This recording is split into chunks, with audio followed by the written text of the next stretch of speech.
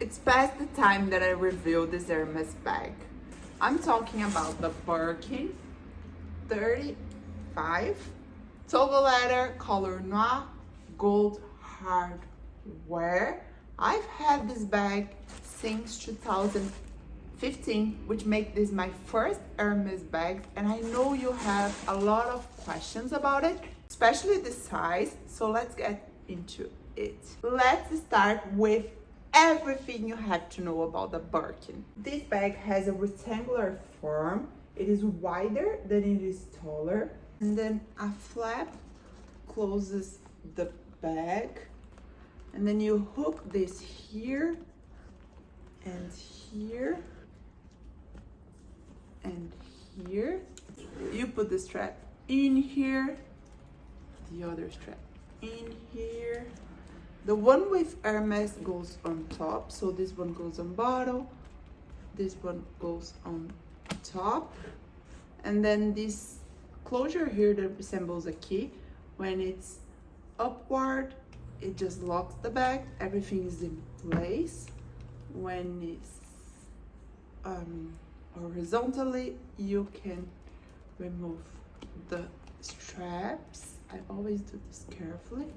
You can leave this hanging, and you can just wear it like this. But as you've seen, it's not easy to open and close. It like take a minute or two. So that's why you mostly see people carrying the Birkin like that. As always, I do suggest you do everything with no rush, not to pull too much the straps, not to stretch the leather, not to stretch too much the hardware. Just take your time. Something else that I want to talk about is that these side straps, you can adjust, and like people push this on both sides, and then they open the Birkin more. I don't like it because whenever you change the shape of the bag, it starts to creating dents and whatever, so I always suggest to pull this as tight as you can, and then creating the three like folds here, especially if you have an organizer inside, because sometimes they just push this outside, and I do have an organizer. So let's take this off, and then if you push here, you create the three folds. That's like the best way to keep the shape of your bag. Inside the bag, on the front, you have this compartment like a pocket, and in the back you have a zip one, and the bag comes with the lock and the key. You can lock the bag here and just keep the key. It all comes in this little pouch, so you can save it. Raincoats, I have two because I had this bag cleaning at the Hermès store. It's important to know the rectangular shape of this bag makes this very roomy, opposed to the Kelly where it's more like a trapeze. It's hard sometimes to put things and enjoy all the room it offers. This one is quite easy. The shape, it definitely gives me casual vibes. What do you guys think? Very important to notice is that the top handles, it has two top handles on this bag. They are quite wide, tall, so it's very comfortable to wear it in your hands or on your elbow. You can see some B-roll right now of me wearing it. It doesn't have a longer or crossbody strap, so this is how I tend to wear this on my elbow a lot, especially when I'm carrying more stuff and it's a little bit heavier. Let's talk about Sellier or Retourne. I always talked about it. I always want to make this like very informative, because if you're just starting on your Hermès journey, this can be a little confusing. So this Birkin is a Retourne style, which is the most common, like the classier classic version for the Birkin, which means the stitching on around the bag, they are done on the inside. So if you look closely, you can see it makes like the edges rounder and softer, as opposed to a Sellier. I'll leave a photo on the picture. So the Sellier, the stitches are made on the outside of the bag, not inside, where the leathers meet. They're made on the outside, making this a very much like pointy, which is a look. I like both. This one, the Retourne, is definitely more relaxed. It is not as structured. It does feel a little more slouchy and casual. The Sellier, it is much rigid and structured, which I also love. And it's just like more pointy and more, you know, everything in place, much less relaxed, more dressed up. Even though the Retourne is a more classic look, in my opinion, it does take more care for you to hold its shape. So even though it's supposed to be a more day-to-day bag, I think it's more high maintenance than a Retourne. Plenty of women who doesn't mind the stretched leather, who prefer the bag slouchy, they like the relaxed look. That's not me. So I try my best to keep the shape of the bag the better way that I can. That's just my personal opinion. But if you don't mind it, if you're like a slouchy, like vintage with like a more beaten up leather Birkin, go for it, like wear it and wear it. I just like mine to be a little bit more structured and remain the shape as it is with time. Let's talk about everything you need to know on the Togo leathers. In all my bag reviews, I try to talk about the leather, so maybe I can help you with more information and understand the differences. And Togo leather, it's the most popular Birkin leather and one of the most popular leathers on Hermès. This is a soft, fine grained leather that is resistant to scratches and not so delicate with watermarks like other leathers. But I personally still wouldn't put it to test on the rain. I never did. It's very lightweighted compared with Clemence. We'll be comparing those two in a minute. The reason that is durable yet lightweighted make it perfect for bigger bags. I think that's why it's used a lot on Birkins, and I personally think it's a perfect choice. It does feel softer, and you can see the grains, they are a little vertical the way they go. It's a soft calf skin leather, but it still holds its shape very well compared to other grained leathers. It's not too slouchy and not too rigid, but it's lightweight and not too structured. Just the balance between heavy and rigid and lightweight and soft. Let me give you a little one-on-one on Togo, this one, versus Clemence. A similar leather, so you know the difference. Both Togo and Clemence are grained leathers, meaning they have this little grains on the back, but Togo comes from the female calf. It has smaller grains, while Clemence comes from the male bull calf, making it larger grains. The larger grains make the bag a little bit softer, so it's less durable and harder to hold its shapes. As the smaller grain on the Togo make it a little bit more structured. It's not structured, but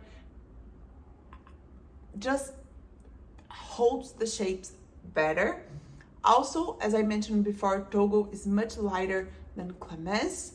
It's something about the weight of the leather.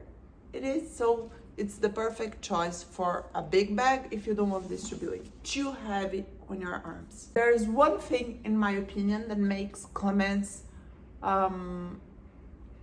better for my personal choice than Togo, is that Clemence is not susceptible to veining, and Togo is.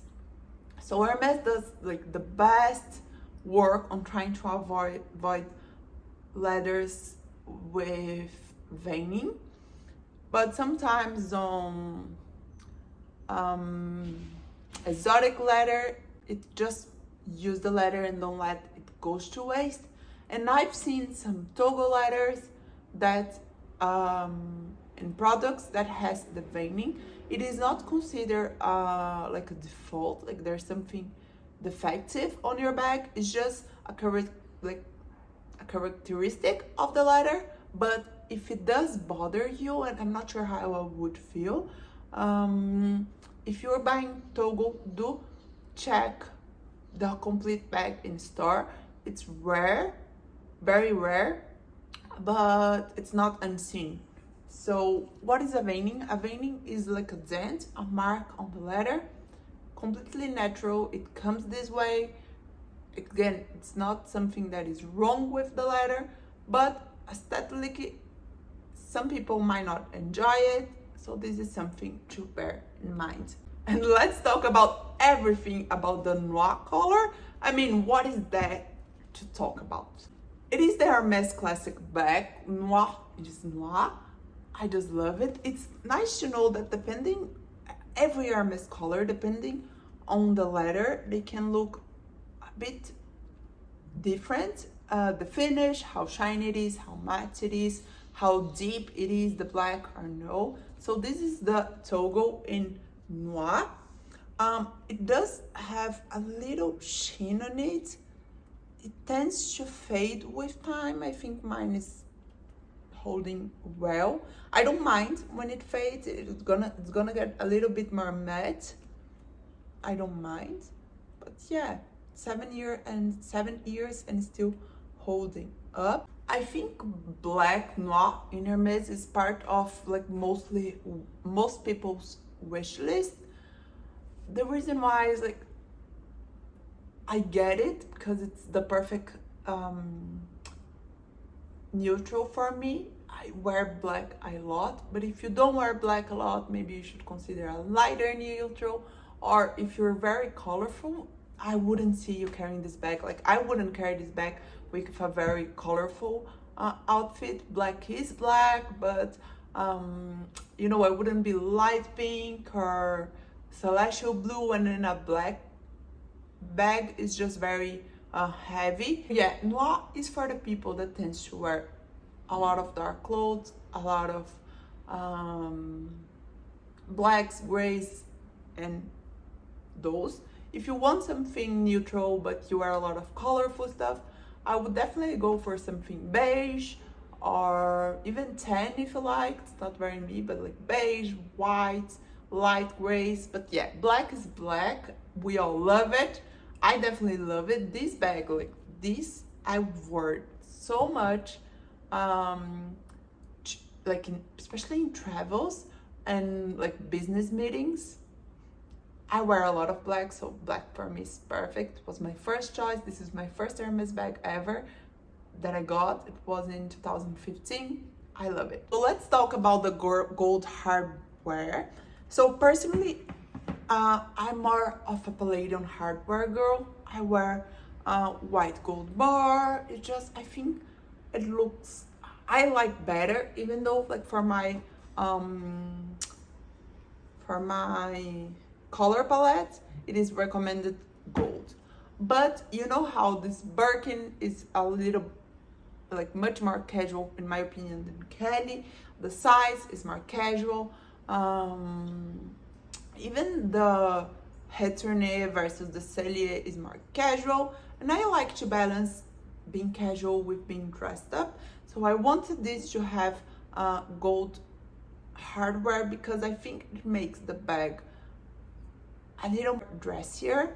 And this exact same bag but in palladium hardware, it look even more casual. I love casual. Everything else about this bag is casual, but I wanted this touch of dressed up, and gold made this perfect. Of course there is rose gold hardware, which I love, but I'm not sure I would like in and they are unicorns, very hard to find. But of course I don't know if I like it on black. I probably don't. Noir.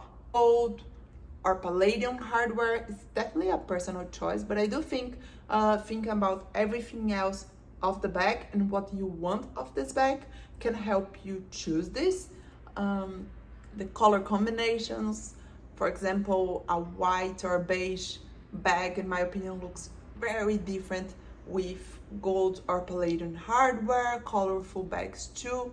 So yeah, personal choice, but do think about the whole combination of the bag. I want to talk about what fits in the 35, how much you can carry, and how I carry it without stretching the bag too much. The size 35, it means that it has 35 centimeters here on the bottom, and it is 22 centimeters tall until here, not the handles. I like because I wanted this to be my main big but elegant bag, and the 40 was too big and too heavy on me, even though I'm very tall. I don't like heavier bags. I'm weak, especially on the arms. So this 35, it easily fit my laptop, which is a 13 inches MacBook Pro. I always, when traveling with it, I always change this from having the laptop on the back to having the laptop on the front. This way I can help hold the shape on the back and on the front. I use an organizer to keep more heavy stuff on the opposite side of the laptop. This way I can balance the weight. It carries a lot, as you can see, but even though it's very roomy, I never overfill it with too much weight, so I don't make the leather stretch, and I'm not always carrying it with a lot of weight in.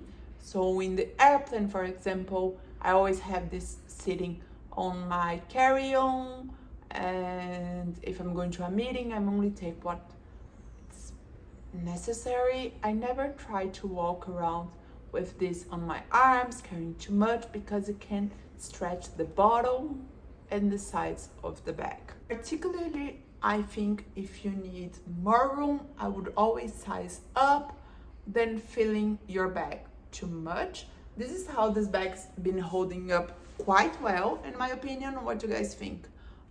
For being 7 years old, and I wear it a lot, these kinds of marks, it's what's happened when you're I'll show you.